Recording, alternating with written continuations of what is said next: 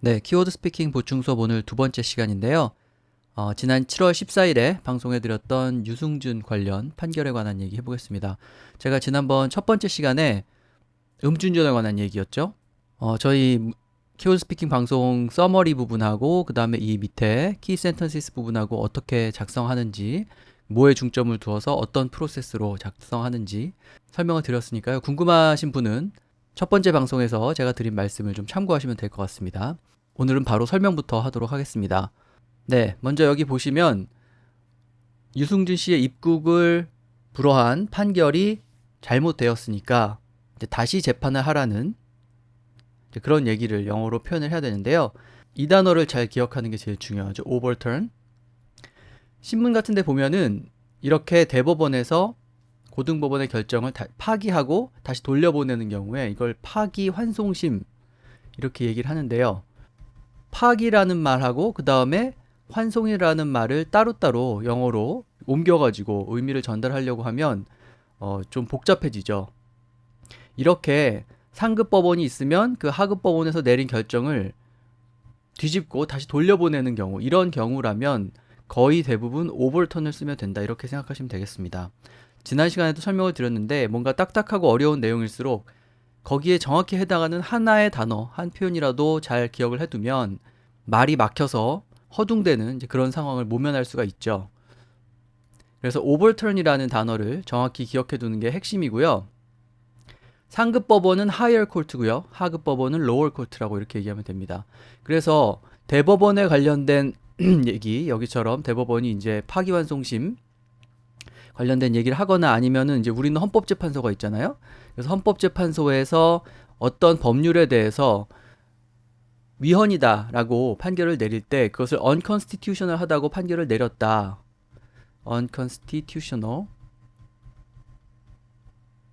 말 그대로 헌법에 맞지 않는다라고 판결을 내렸다, 이렇게 말할 수도 있지만 그 법에 대해서 그 법을 overturn 했다, 이렇게 얘기할 수도 있습니다. 그래서 헌법재판소나 이렇게 대법원과 관련된 얘기를 할 때 이 overturn이라는 단어가 굉장히 유용하다는 점을 기억하시고, 하여튼 상급 법원이 하급 법원의 결정을 인정하지 않을 때 그것을 overturn 이렇게 말하면 되겠습니다. 자, 그 다음에 여기 보면 유승준 씨에 대해서 이렇게 설명하는 부분이 나오는데요. 문장 구조를 좀 잘 보시면 유라는 이름이 여기 있고요. 그 다음에 그 앞에 그 사람을 설명하는 말이 이렇게 붙었죠.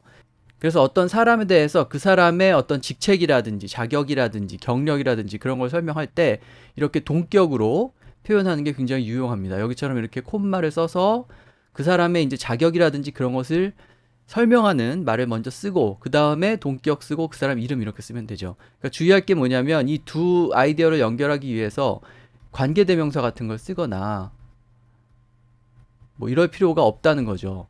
근데 이제 중요한 게 이건 글을 쓸 때 해당하는 얘기죠. 그래서 만약에 이 내용을 내가 말로 원어민한테 설명을 해줬다 그러면 유승준 was a popular singer in the early 2000s 이런 식으로 얘기를 하겠죠.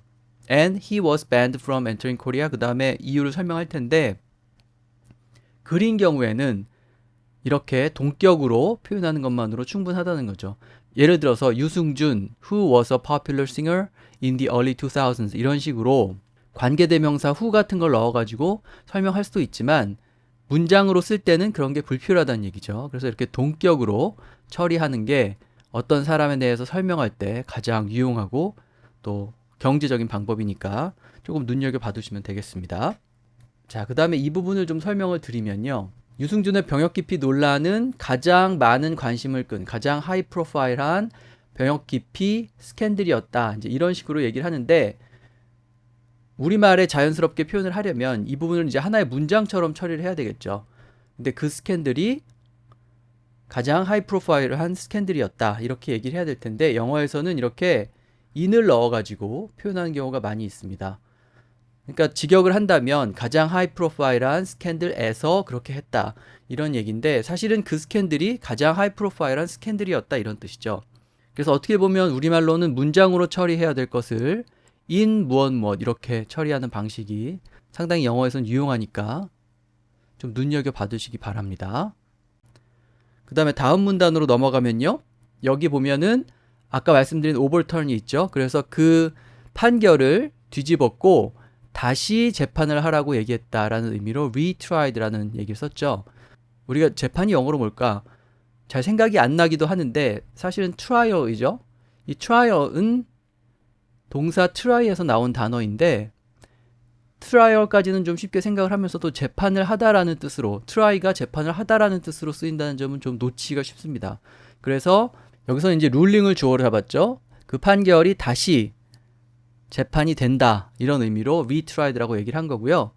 try가 시도하다라는 뜻 말고 재판하다라는 뜻이 있다는 이제 그 점을 기억하시되 아까 말씀드린 trial을 써가지고 재판하다라는 의미를 표현을 하려면 이 앞에 동사를 무엇 a trial 이렇게 얘기해야겠죠. 근데 이 자리에 오는 단어에 stand도 있습니다. 그래서 stand a trial이라고 하면은 재판을 받다 이런 의미도 되죠. 그래서 동사 stand가 쓰일 때의 의미도 좀 봐두시면 되겠고 try가 동사로 재판하다라는 뜻을 지닌다는 점을 놓치지 마시기 바랍니다. 자, 그 다음에 보면 reignite the controversy 이런 표현이 있는데요. 저는 영어 단어를 외울 때 소위 범용 단어라는 걸 좀 강조를 하는데요. 여러 상황에 두루두루 쓰일 수 있는 단어. 그러니까 커버하는 우리말이 굉장히 많은 단어. 이런 단어를 얘기하죠. 근데 이런 단어부터 외워서 쓰는 습관을 들이면 내 스피킹 능력이 상당히 빨리 발전을 하겠죠. 여기 있는 controversy 같은 것도 일종의 범용 단어라고 생각을 하시면 되는데 그러니까 여러 의견이 충돌하는 경우 예를 들어서 뭐 갑론을박, 논쟁, 논란 이런 것들 전부 다 controversy라고 표현할 수 있습니다. 이 한 단어로 다 커버할 수 있죠. 그래서 어떤 사안에 대해서 찬성과 반대가 부딪히는 상황이 연출됐다. 그러면 일단 그거 controversy로 표현할 수 있다. 이렇게 생각하시면 되겠습니다. 그래서 여기서도 유승준의 입국을 허가해야 마냐 하는 한동안 이렇게 잠잠했던 이슈를 다시 살려냈다라는 의미로 그것을 controversy라고 얘기한 거고요. 그 앞에는 reignite을 썼는데 ignite 이 부분이 점화하다라는 뜻이죠. 다시 점화하는 거니까 재점화를 의미하고요. 어떤 논쟁 같은 것을 다시 불 붙인다고 할 때 reignite이라고 얘기할 수 있는 거죠.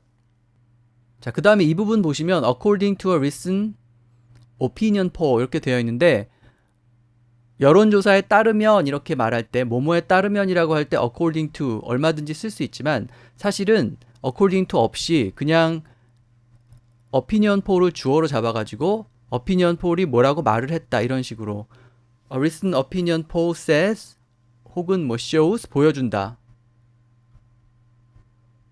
이렇게 얘기를 해도 되죠.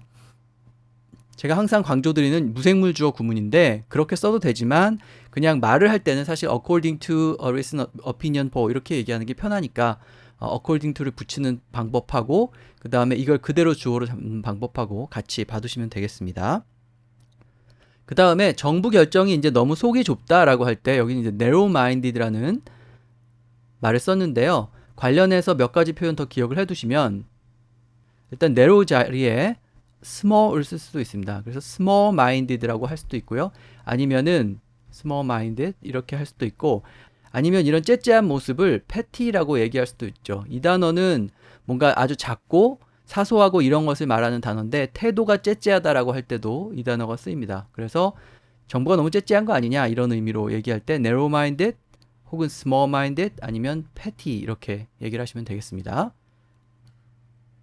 그 다음에 여기 보면 determined in the market이라고 되어 있는데요.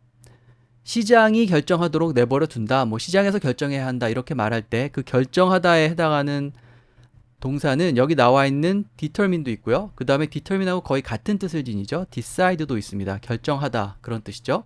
그 다음에 지난번에 저희가 그 CEO 연봉과 관련된 팟캐스트 방송에서 설명을 드렸는데 dictate도 있어요. 조금 어려운 단어인데 이 단어는 우리가 잘 아는 사전을 의미하는 딕셔너리하고 어원이 같죠. 그래서 뭐 말하다라든지 선언하다 이런 의미가 있지만 거기서 더 나아가서 명령한다라는 뜻도 지니죠. 그래서 시장이 명령하는 대로 내버려 두라는 의미로 dictate를 쓰는 거죠. 그래서 시장이 결정해야 한다라고 할 때 decide, determine, 그 다음에 dictate 이런 단어들 활용하시면 되겠습니다. 그 다음에 연이어 나오는 이 blatantly라는 단어를 조금 설명을 해드리고자 하는데요. 품사로 따지면 부사죠. 뭐뭐 하게 이런 뜻을 지니는 부사인데 그 스티븐 킹이라는 유명한 작가가 쓴 문장론 책이 있는데 거기 보면은 부사를 쓰지 말라고 되어 있어요. 부사를 잘 쓰지 말라. 부사를 많이 쓰면은 문장의 힘이 떨어진다. 이제 이런 얘기일 텐데, 근데 이제 저는 그 말에 조금 반대하는 게, 원어민으로서 글을 잘 쓰려면은 부사가 방해가 될지 모르겠지만, 우리처럼 이제 영어를 공부하는 입장에서 내 의견을, 내 생각을 정확하게 표현하는데 부사가 굉장히 유용합니다. 그래서 부사 하나만 잘 써도 내가 하고자 하는 말의 의미가 확 사는 경우 많은데, 여기서도 보면은 그냥 거짓말을 하는 건데 굉장히 뻔뻔하게 거짓말을 한다는 거죠. 그래서 어떤 사람의 태도를 설명할 때 그 사람의 태도가 굉장히 노골적이고 뻔뻔하고 그렇다, 이런 의미를 전달할 때 사실 blatantly보다 더 유용한 단어는 없는 것 같아요. 그래서 그 어떤 문장이 좋은 문장이냐에 대해서 여러 가지 뭐 얘기들이 있죠. 사실은 능동형 문장을 쓰는 게 수동형 문장을 쓰는 것보다 좋다, 이런 말부터 시작해서 부사를 되도록 쓰지 않는 것이 좋다, 이런 말도 있지만, 의미를 정확히 전달한다는 차원에서 우리처럼 영어를 공부하는 사람이 그런 차원에서 기억할 부사가 여기 나와 있는 blatantly라고 저는 생각을 합니다. 뻔뻔한 태도를 표현할 때 아주 잘 쓸 수 있는 그런 단어죠. 그 다음에 밑에 보면 touch라는 단어가 나오는데요. 일단 이 단어의 발음을 조금 주의할 필요가 있는데, 우리가 잘 아는 touch에다가 y를 붙인 그런 단어지만 발음을 이 단어하고는 조금 다르게 해줘야 됩니다. 그냥 touch라고 하면은 이 단어를 얘기하게 되고, 이렇게 y가 붙은 경우에는 이라는 소리를 좀 더 강하게 내줘야 되죠. 그래서 touch 이렇게 얘기를 해야 이게 touch에다가 y가 붙은 단어라는 걸 알지, 그냥 touch 이 정도로만 혹은 touch 이렇게 약하게 얘기를 하면은 잘못 알아들을 수가 있습니다. 그래서 이렇게 y가 붙었을 때 끝부분을 정확히 발음해줘야 된다는 거죠. 비슷한 예로 catch라는 단어도 있죠. 잡는다라는 뜻을 지닌 catch에 y가 붙은 건데, 뭔가 이렇게 딱 잡듯이 귀에 쏙 들어오거나 뭐 그런 멜로디, 특히 멜로디가 귀에 잘 들어온다든지 이런 걸 얘기할 때 캐치하다, 슬로건 같은 게 캐치하다 이렇게 얘기하는데, 이때도 이 y 발음을 좀 정확하게 해주셔야 됩니다. 그래서 일단 발음에 좀 주의를 하시고요.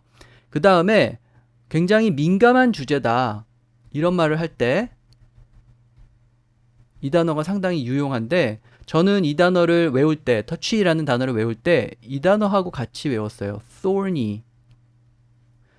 thorn, 이 부분이 가시를 얘기하잖아요. 마치 가시가 달려있는 것처럼 뾰족뾰족한, 그래서 민감한 그런 이슈를 touchy issue라고 하거나 thorny issue라고 합니다. 우리는 민감하다고 하니까 sensitive라고 하고 싶은데 이 단어를 써도 되지만 touchy하다든가 thorny하다고 이렇게 얘기를 할 수도 있죠. 그래서 같이 묶어서 민감한 이슈다라는 말을 할 때 활용을 해보시기 바라고요. 그 다음에 이 부분에 보면은 reasoning이라는 단어가 나오는데, 이 단어하고 그 다음에 rationale이라는 단어하고 같이 좀 기억을 하시면 좋겠습니다. 강세가 뒤에 가죠. rationale 이렇게 발음을 하는데, 어떤 판단이나 주장의 근거라든지 논리라든지 도대체 무슨 근거로 무슨 논리로 그렇게 얘기하냐, 이런 식으로 말할 때 잘 등장하는 단어죠. 그래서 보통 그 뒤에 전치사가 behind가 잘 옵니다. 어떤 결정의 근거는 무엇이냐, 그러니까 여기서는 정부가 유승준은 입국하면 안 된다라고 얘기했던 그 논리는, 근거는 이거였다, 이렇게 얘기를 한 거죠. 그래서 어떤 주장의 근거나 논리를 얘기할 때는 reasoning, rationale 이런 단어를 쓰면 되는데, 제가 여기서 단어를 접근하는 하나의 요령이랄까, 그런 걸 좀 말씀을 드리면, 일단 저는 어떤 단어를 외울 때 가장 기본이 되고 내가 쓸 수 있고, 쓸 수 있다는 말은 말할 때 쓸 수 있다, 이런 뜻입니다. 그래서 내가 이 단어를 스피킹을 할 때 쓸 수 있을 것 같다, 그런 기본이 되는 단어를 하나 외우고요. 그 단어 위에 좀 더 수준이 높은 단어들을 쌓아 올라간다, 이런 식으로 접근을 합니다. 그래서 예를 들어서 어떤 주장의 근거나 논리 이렇게 얘기할 때 reasoning하고 rationale이라는 단어가 있지만, 비슷한 뜻으로 쓰이지만, 일단은 reasoning이라는 단어가 좀 더 쉽잖아요. 이 윗자리에 바로 rationale을 쌓는 거죠. 그래서 reasoning이 근거나 논리를 얘기한다, 그리고 reasoning 위에 나는 rationale, 이렇게 생각을 하는 거죠. 그러면 말할 때 그리고 글을 쓸 때 기본적으로 그냥 reasoning이라는 말만 쓰다가 계속 똑같은 단어만 쓰면 뭐 할 때, 그때 이제 rationale이라는 단어를 한번 써보는 거죠. 그래서 앞으로도 몇 가지 더 예를 설명을 드리겠지만 비슷한 단어들을 같이 무리를 지어서 외우는 게 상당히 유용한데 가장 기본이 되는 단어, 내가 언제든 쓸 수 있는 단어, 그 다음에 그 위에 조금 어려운 단어, 그 위에 조금 더 어려운 단어 이런 식으로 쌓아가는 접근이 전 상당히 유용하다고 생각하고요. 또 그렇게 공부한 것이 많이 도움이 되었습니다. 그래서 앞으로 좀 어려운 단어가 나오면 이런 식으로 조금 설명을 해드려 보도록 하겠습니다. 일단 여기서 reasoning behind 이 표현하고 그 다음에 reasoning과 관련된 거의 같은 뜻으로 쓰이는 조금 어려운 단어 rational을 봐두시고요. 그 다음에 이 부분은 정부가 했던 얘기를 영어로 번역한 건데요. 여기 보면은 devote 그 다음에 oneself to 이런 표현이 있죠. devote는 사전에 찾으면 뭐 전념한다든지 이런 의미로 나오는데 사실 우리말 열심히 성실히 이런 말을 영어로 옮길 때 반드시 어떤 이 단어들이 부사라고 해서 work hard처럼 이렇게 hard 이런 부사로만 옮겨야 되는 건 아닙니다. 이런 경우에 오히려 devote라든지 devote oneself to 아니면은 우리가 잘 아는 dedicate도 있죠.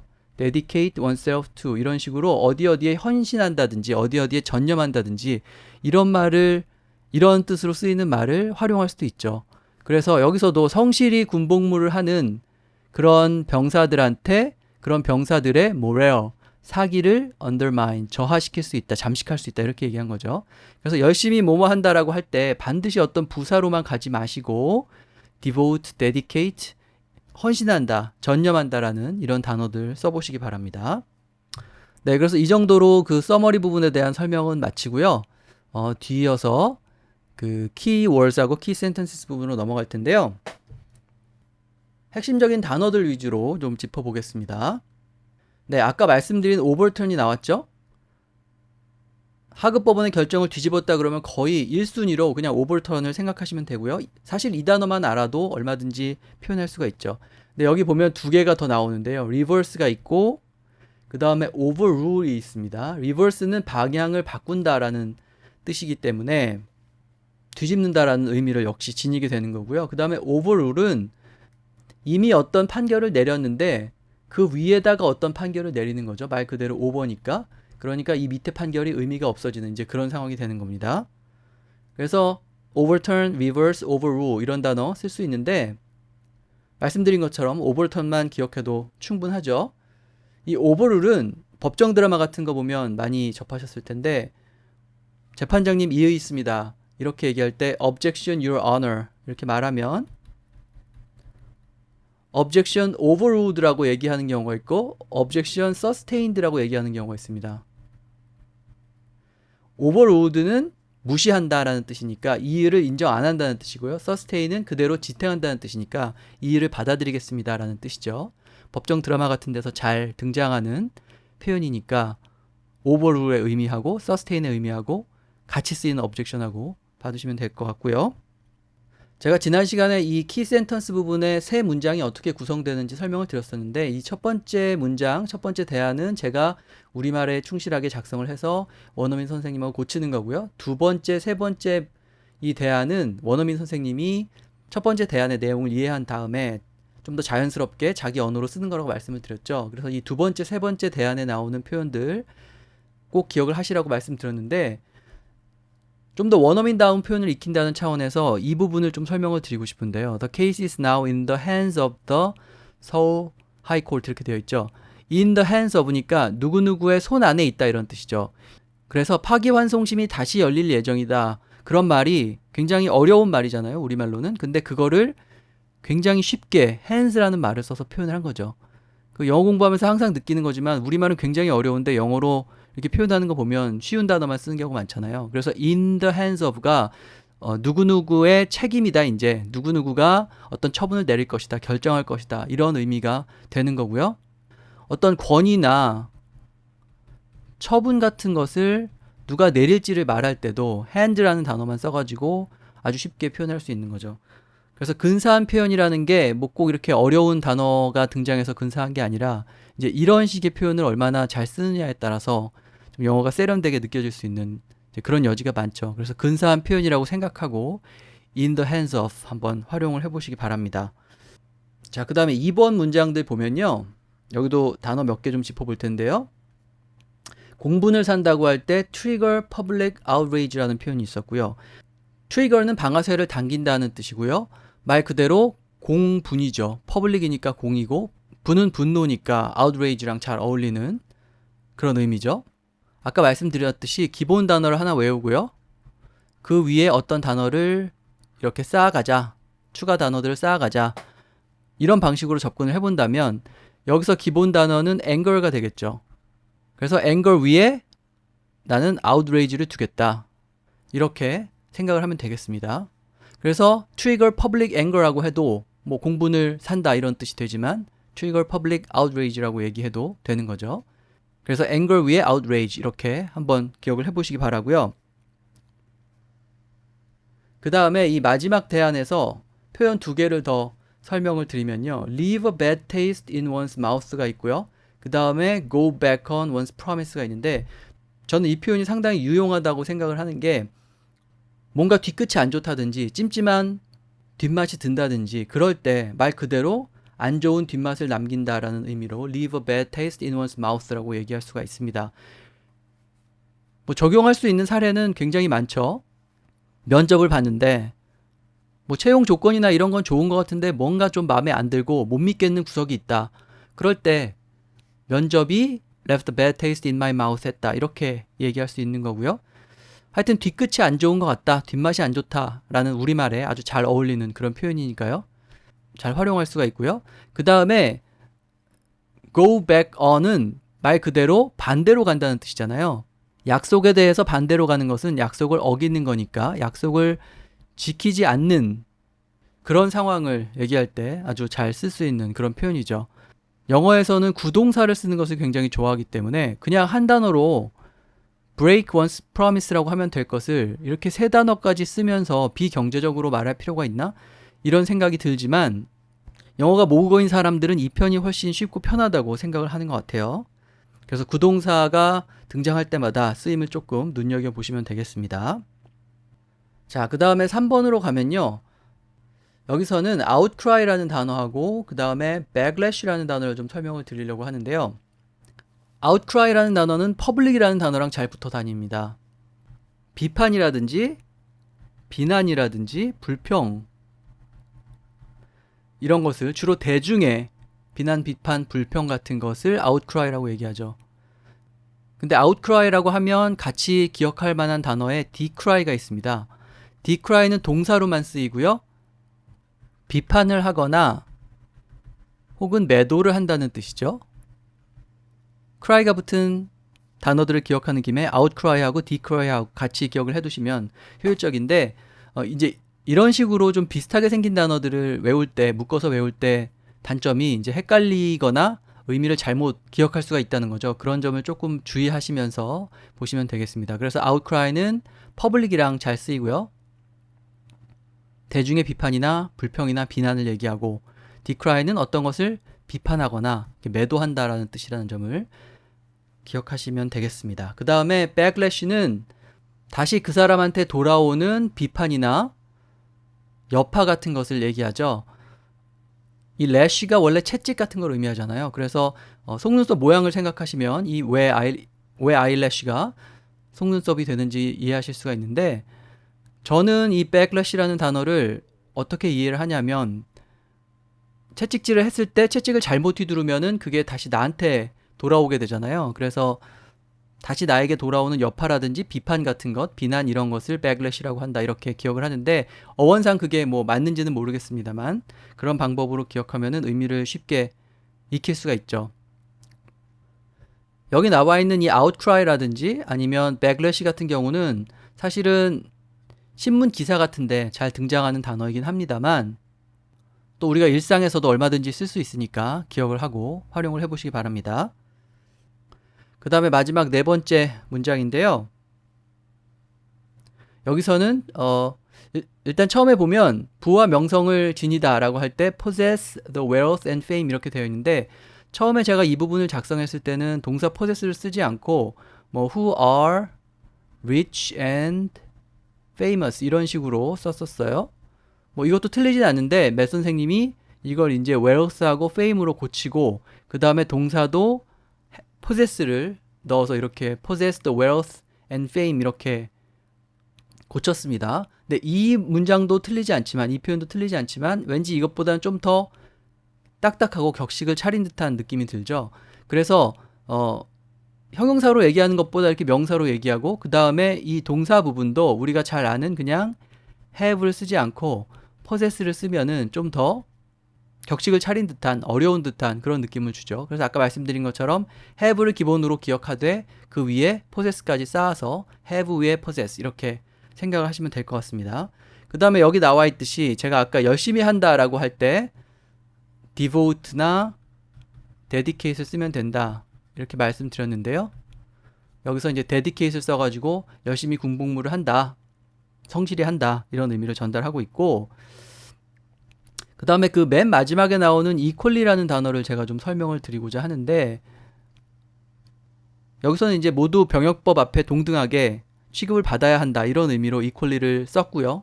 정확하게 쓴 건데 제가 처음에 이제 영어 막 스피킹 연습하고 토론 같은 거 할 때 이제 원어민 선생님하고 얘기를 하면서 그런 얘기 하게 되잖아요. 뭐 부의 공정한 분배라든지 뭐 빈부격차 같은 문제를 해결해야 된다든지 이제 이런 얘기 할 때 제가 뭐라고 얘기했었냐면은 distribute the wealth equally 뭐 이런 식으로 얘기를 했던 걸로 기억을 해요. 그러니까 부를 공정하게 배분해야 한다. 이제 이런 식으로 얘기를 한 건데 이 말을 듣더니 상대방 원어민이 너는 커뮤니스트냐 공산주의자나 이런 식으로 얘기를 하더라고요. 그래서 제가 전달하고자 했던 의미는 그게 아니고 그냥 어떤 공정함 같은 걸 얘기하고자 했던 건데 equal이라는 단어가 그런 상황과 좀 맞지 않았던 거죠. 그래서 여기서 제가 equal이라는 단어하고 그 다음에 관련해서 equitable이라는 단어하고 좀 같이 설명을 드리고자 하는데 equal은 말 그대로 동등한 거고요. equitable은 fair한 겁니다. 공정한 거. 그러니까 제가 그 상황에서 뭔가 불공정 문제를 시정해야 된다라고 얘기를 하고 싶었다면 equally가 아니고 equitably라고 얘기를 했어야 더 맞았겠죠. 그래서 우리가 공정해야 한다라는 말을 할 때 모든 사람한테 균등하게 뭔가가 주어져야 된다는 말을 할 때 경우에 따라서는 equal 혹은 equally라는 단어가 어울리지 않을 수도 있다는 점을 조금 기억을 하시기 바랍니다. 그래서 조금 쓰임에 주의를 하셔야 될 단어고요. 그럴 경우에는 equal이 아니라 equitable이 하나의 대안이 될 수 있다. 이 점도 기억을 해두시면 좋겠습니다. 네, 그래서 오늘 7월 14일에 방송됐던 유승준 관련 판결 보충 수업 한번 해봤고요.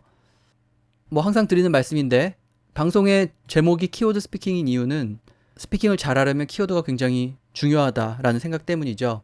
제가 설명드린 키워드들 잘 익혀보시고 특히 오늘 제가 뭐뭐 위에 뭐뭐 이런 식으로 한번 단어를 외워보자 라고 말씀을 드렸어요.